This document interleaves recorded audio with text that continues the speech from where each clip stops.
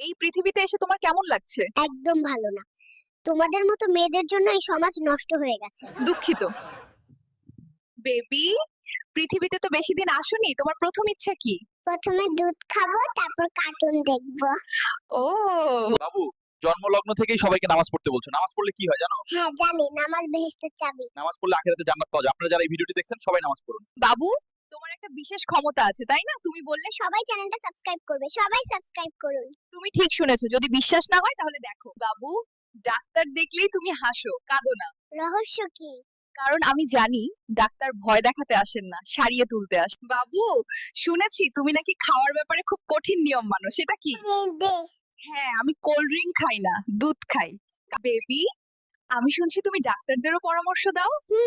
আমি বলেছিলাম অসুস্থ হলে আগে হাসতে হবে। আপনার প্রথম সাক্ষাৎকার সম্পর্কে কেমন লাগছে? কারণ বিনামূল্যে দুধ আর ঘুম। জীবনে এর চেয়ে ভালো আর কি হতে পারে? হ্যাঁ, এটা সত্য। তুমি তো জন্ম থেকে অনেক স্মার্ট, অনেক সুন্দর। স্মার্ট তো হবেই, কারণ আমরা ছেলে। বেবি, এত ছোট হয়েও তুমি এত খুশি কেন? কারণ খুশি থাকলে শরীর সুস্থ থাকে, আর রাগ করলে অসুস্থতা বাড়ে। এই বৃষ্টির মধ্যে কোথায় যাচ্ছো? অফিসে যাচ্ছি। ঘরে আমার ছোট ছোট মা ও বাবা আছে। কাজ না করলে কে খাওয়াবে? আপনারা আমার ভিডিও দেখেন, কিন্তু সাবস্ক্রাইব, লাইক, শেয়ার, কমেন্ট করেন না।